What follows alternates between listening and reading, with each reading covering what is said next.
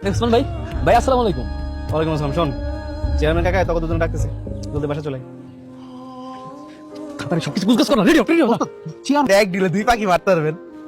এক দিলে দুই পাখি মানু মানে কেমন? আরে চেয়ারম্যানের চুলও কাটাইবো, আমার বাবির লোকে দেখাও করাইবো।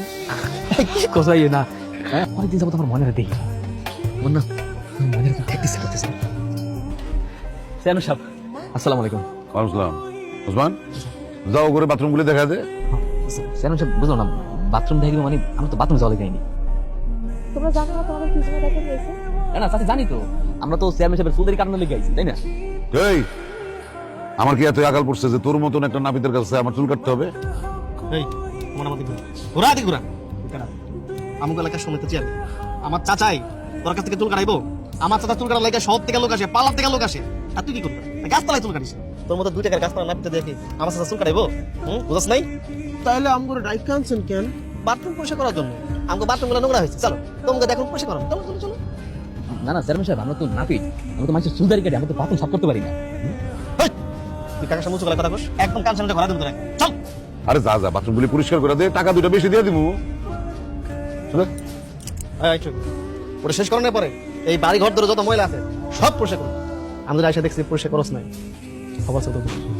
যা শুরু কর, যা শুরু কর। তো সেগুলো মানে তুমি কি করবো ওই চেয়ারম্যান সাহেবের হুকুম? রাহো তোমার চেয়ারম্যানের হুকুম। চেয়ারম্যান হয়েছে বলে কি তোমার মাথা কিনে নিচ্ছে নাকি? হ্যাঁ, যা হুকুম দেবো তাই করতে হইব। তুমি এসব কাজ করতে পারবে না। রাহো, আর গিয়া কাও তুমি এসব কাজ করবা না। না কি কম, মানে চেয়ারম্যান সাহেবের মুখের উপর যদি কই পরে চেয়ারম্যান সাহেব যদি আমাকে মারে? মারবো মানে? এই দেশে কি আইন কানুন নাই? যদি মারে পুলিশের কাছে যাইবা, তাও এসব কাজ করবা না তুমি। রাহো রাহো। তো আমরা এই কাজ করতে পারবো না। আমার কাজ হচ্ছে মানুষের চুল দাড়ি কাটা আর বাথরুম সাফ করানো। তুই চাচা আমার দিবি? হ্যাঁ হইতেছি, কারণ আমার কাজ যেমন কুমারে দেওয়া না তেমনি এই কাজ আমাকে দ্বারা হইব না। আমরা আসি। এই এই, তুই কি আমার অপমান করতে চাস? স্যার চেয়ারম্যান সাহেব, আপনার অপমান করবো কি লিখে? অপমান তো আপনি আমাকে করছেন।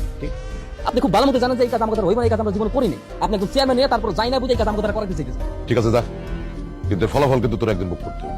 আচ্ছা ঠিক আছে চেয়ারম্যান সাহেব, মানে চল। না আমি তো আমার নিয়ে ভয় পাই না, আমি ভয় পাই আমার মনের নিয়ে। মানে তুমি বাড়িতে থাকো না, জানি কোন সময় কোন অত্যাচার তোমার উপর শুরু হয়ে যায়। আমি দিনে 24টা ঘন্টা খালি এইটাই ভাবতে থাকি। ধুর, তুমি হুদাই টেনশন করতেছো। এরকম কোনো সুযোগ নেই। সাসি তো আছে, উনি অনেক ভালো মানুষ, ওনার অনেক আদর করে। খালি শয়তান এসে গেছে চেয়ারম্যান আর ওই ওসমান। যাক, শাসির কথা শুনলে কিছু হলো ভরসা করলো। আপনি যে বিয়া করবেন যৌতুক নিবেন না? কথা বলি যৌতুক দিব মানে? মনে আমি ভালোবাসি না? মানুষ কোনোদিনও দেখছো যে ভালোবাসা মানুষের বিয়ে করতে যৌতুক নেই? আর মনের কেউ আছে? মনের বাপ মা কেউই নেই। মনের কাছে যদি যৌতুক চাই, যৌতুক দিব কেন? আমি যে ভালোবাসি আমার মনের পাইতেছি, এই রীতি আমার কাছে অনেক। এই রীতি সবচেয়ে বড় যৌতুক, আমি আর কোনো কিছু চাই না।